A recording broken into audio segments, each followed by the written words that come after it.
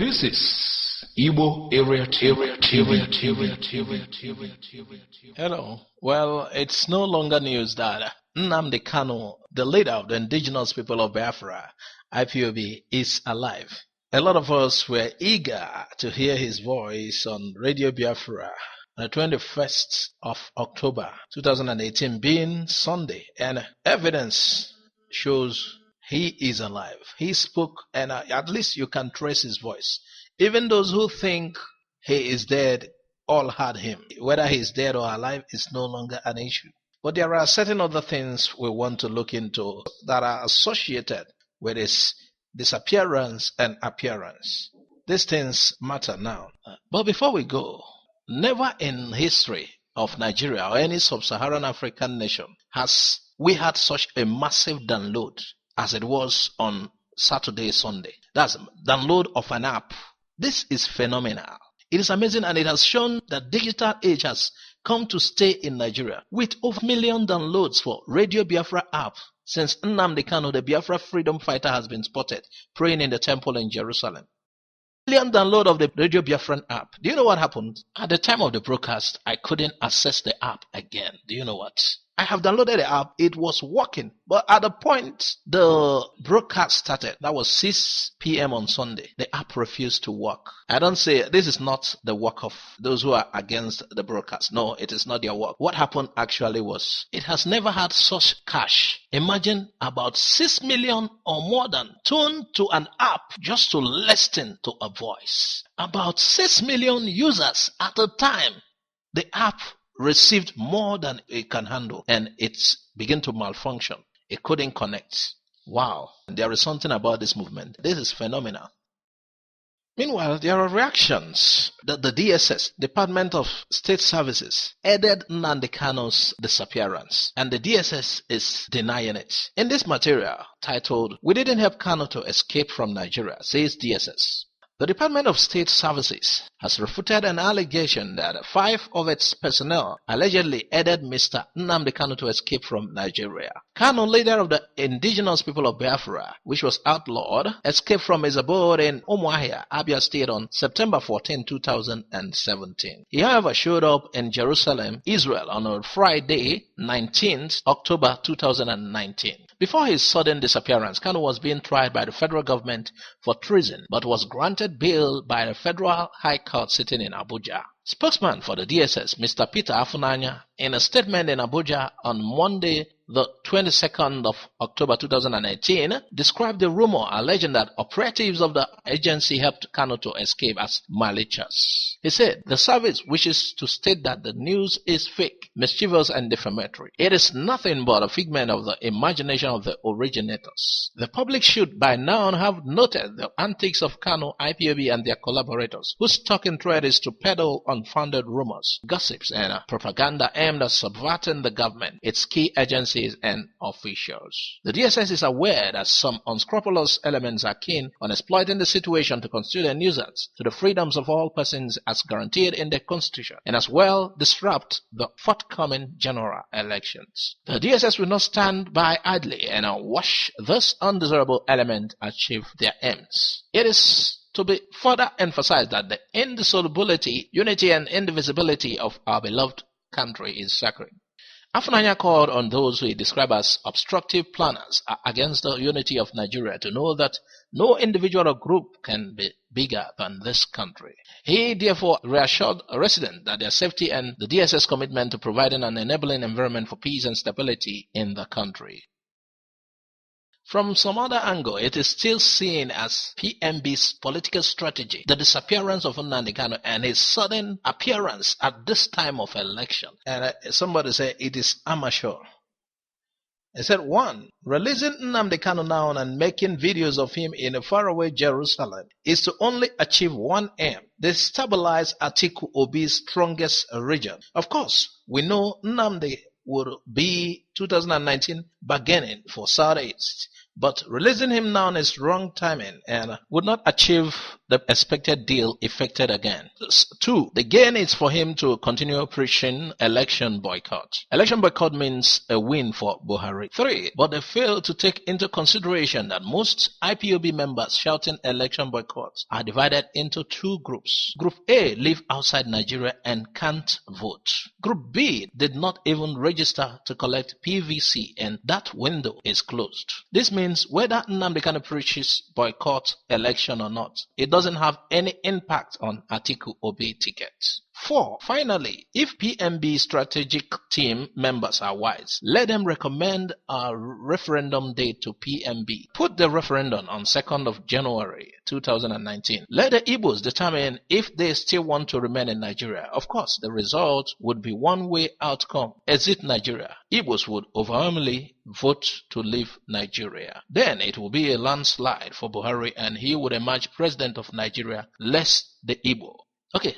Look at what this person is trying to say. This is an opinion of those who feel Buhari released Nnamdi Kanu. They felt Buhari is using Nnamdi Kanu to play politics. That releasing him at this time will affect the Igbo vote. Now they are looking at the 2 sides of it, how it will affect the Igbo vote. Meanwhile, the author of this article said, take into consideration that voters registration has closed. So Nnamdi Kanu's appearing or not has nothing to do with anything again. That's what they're trying to say. Most of these IPOB members did not even register. Here is the one for those who are seeing it from another angle. First, we have to look at a report allegedly coming from Femi Fani-Kayode. Now is the time for us to negotiate with Nnamdi Kanu. After mysteriously disappearing from Umuahia in Abia State in the wake of his confrontation with troops of the Nigerian army, the leader of the indigenous people of Biafra, IPOB, Nnamdi Kanu, according to a former aviation minister, Chief Femi Fani-Kayode, spoke with him that Saturday on phone from Jerusalem. It has been speculated since Kanu's disappearance that he has gone on self-exile. He said, I just received a call from my brother Nnamdi Kanu. I am delighted that he is alive and well. I commend his strength and courage even as I marvel at the loyalty, perseverance and commitment of his lawyer Ifeanyi Ejiofor and IPOB. We have agreed to work together to vote Buhari out. Fani-Kayode said in a WhatsApp message to Sunday Vanguard. He allegedly said so. Asked if speaking to a suspected fugitive from the law did not make him accessory after the fact, the former minister said, not at all. He called me and I am delighted to know that he was not killed and that he is alive and well. That is all that matters to me. There is no crime in answering a phone call and speaking to a man who I thought was dead. I have not heard from him, spoken to him or seen him since the day of his abduction. So the call was a great surprise to me and I welcomed it. I prayed for God to keep him alive and God answered that prayer. Fani-Kayode went on, now is the time for us to negotiate with him, work hard together and ensure that we all join hands to get Buhari out in February. It's only after we do that we can now sit down and iron out the other fundamental issues. We must all join forces to get him out. That is the first step to restoring sanity to our country. After that, we can talk about restructuring, self-determination, referendums and other things. Anyone and everyone that believes in peace and dialogue is important and relevant in a democracy. And the truth is that IPOB cannot be ignored in the East. This statement was alleged to have come from Femi Fani-Kayode.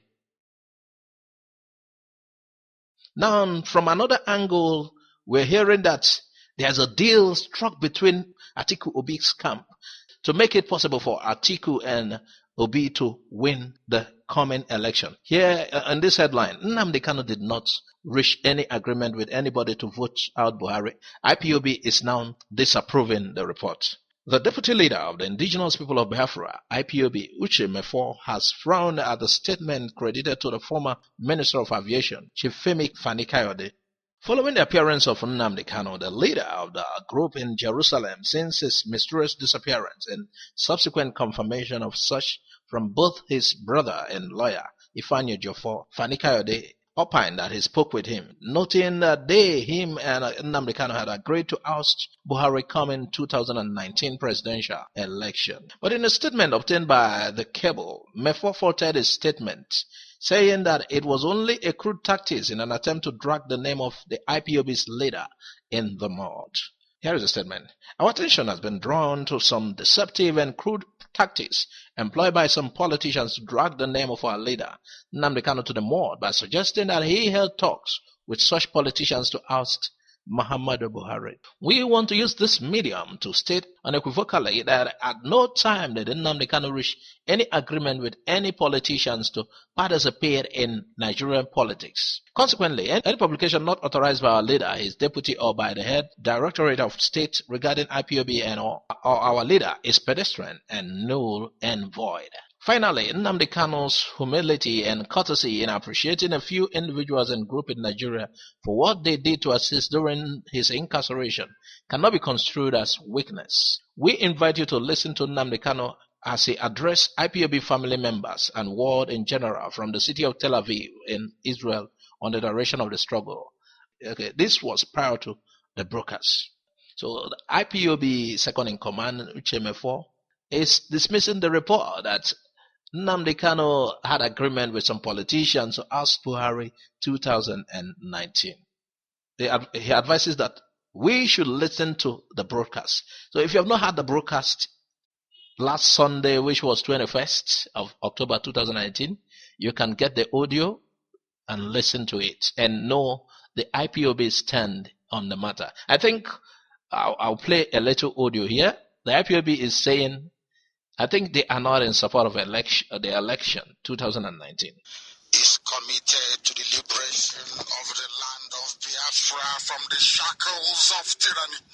And we will not relent until a referendum is conducted. If you want us to do anything with you, if you want us to conduct any form of participation in whatever it is that you're doing, there must be a referendum to decide the quest for self-determination for Biafrans. That is our red line. It is not negotiable. Now, if it is not true that Buhari's government is using Nnamdi Kanu as a card to win the election, what about his shorties? Even though in his broadcasts he commended them. Senator Abaribe is a very brave man. And may Chukwukabiyama bless him. Mr. Uchendu, very strong and resolute. And our high priest, our Rabbi, Oka Ben Madu, all that stood shorty for me. I am humbled for what you have passed through on my account. Your names will be written in gold in the course of time. It calls for worry. What will be the fate of especially Senator Enyinia Abaribe?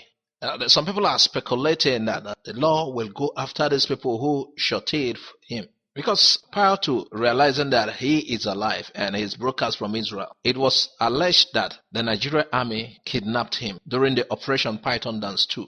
Now that he is alive and he has, according to some people, he has jumped the condition, according to in the conditions where that he is not going to leave the shores of the country. But he also defended it in the audio. He said he has a reason to leave, that he was preparing court appearance before the army struck. The Nigerian army also did wrong by that Operation Python Dance. You should allow him to appear in court the day the court asks him to appear. Is it wrong for him to scamper for safety? Thanks for listening to Igbo Area TV. Please subscribe to our YouTube channel for more updates. You can also visit our Facebook page and like our page. You can join our Facebook group, Igbo Area TV. God bless you and bye for now.